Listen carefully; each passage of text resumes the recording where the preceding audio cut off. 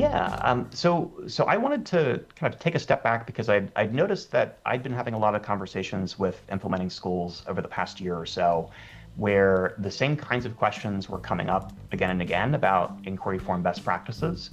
And while I could speak to the implications of taking one approach or the other, there was kind of this gap in hard data that I could point to and say, this is what the majority of your peers chose to do in this situation. This is what you should think about doing based on what we're seeing. So there's a lot of anecdotal evidence and a lot of examples and discussions in the forums, but not really the hard numbers behind that. As I was thinking about what kind of consulting practice I wanted to build, this sort of felt like a good example of the kind of question that I knew a lot of people had, where there wasn't good data at the moment, and so it was sort of a chance for me to put together a resource that I think will be useful, even for people who might not necessarily be working with me as clients. So the way that I approached this, I was kind of putting myself in the shoes of a prospective first year who wanted to receive more information from a college. So I started with a list that I had pulled from the IPEDS data center, just looking at a list of U.S. institutions in the 50 states and D.C. that grant bachelor's degrees. They're not specialty schools, and so in some of the blog posts, I'll go into more detail about the specific Carnegie classifications that I was looking at, but basically, yes, I came up with a list of it was about 1,200 total schools, and I just worked my way down the list first just to see how many clicks it took to even get to the inquiry form, starting from the homepage. And then once I was on the form, you can kind of tell from the embed code and when you're inspecting Element and DevTools whether it's a Slate form or not. So if it was, those were the ones that I came back to analyze in more detail. And I was definitely surprised, first of all, just at how often the inquiry form is several clicks away from the homepage. When I started analyzing the results, the average across all the schools where I was able to find an RFI form was 1.7 clicks. So not too bad, but there were still 195 schools that I looked at where it took 3 or more clicks to get to the form. And there Wow.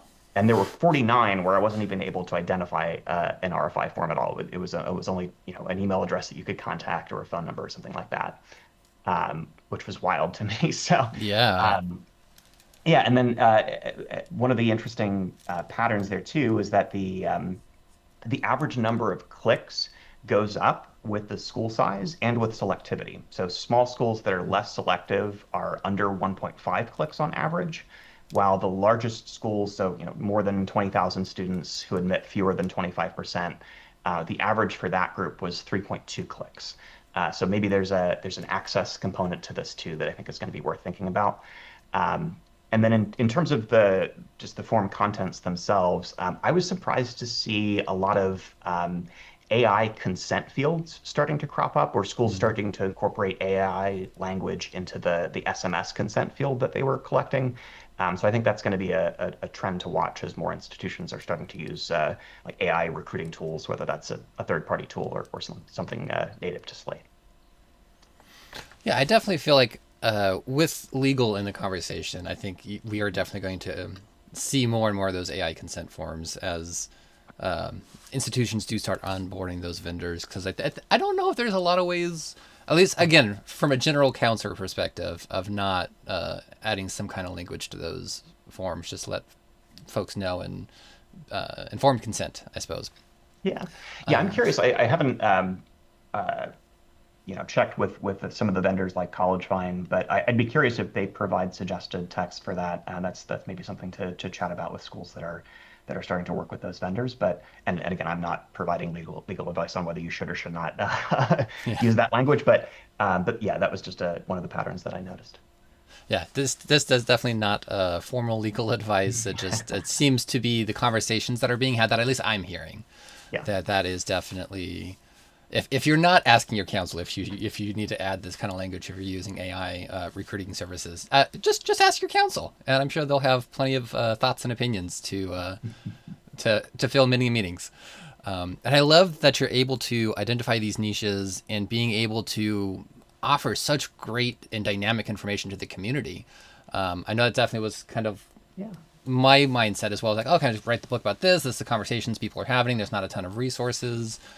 Are how are you hoping more specifically that institutions will use this to benchmark? Is it more so in the user experience? Is it more on the actual forms being asked? Is it on downstream after the form is being clicked? Or is it just everything? This is a really encompassing project. Yeah, I think the goal was to prompt some of those conversations, especially if it was a school that maybe implemented a few years ago and they made decisions at the time about how to structure the inquiry form or where to link it on the site, but maybe they haven't revisited that other than, updating the prompts and everything every year as part of cycle prep. But I think trying to inspire those conversations and trying to maybe connect folks with say the marketing office. So one of the other findings was that the of the Slate forms that I looked at, roughly 1 in 10 didn't have the mobile branding template enabled, which means that on certain devices and browsers, if someone's accessing that form, they'll see the default gray mobile template across the top, as opposed to seeing your institutional branding for mobile. So just thinking about, maybe there are those cases where there's not as consistent an experience between what your marketing team thinks is happening on that form and what is actually there. So just trying to give folks some conversation starters, giving them some sense of what their peers are doing, and hopefully again creating an experience that's ultimately going to be more accessible for students, and trying to reduce some of those points of friction along the way. I love it. Yeah. As of this recording, that you've released the first blog post and a LinkedIn post and stuff. So I'm really excited to see the rest of the findings on this. And a big theme of your work, though, is helping institutions build confidence in their data and their own in-house capabilities.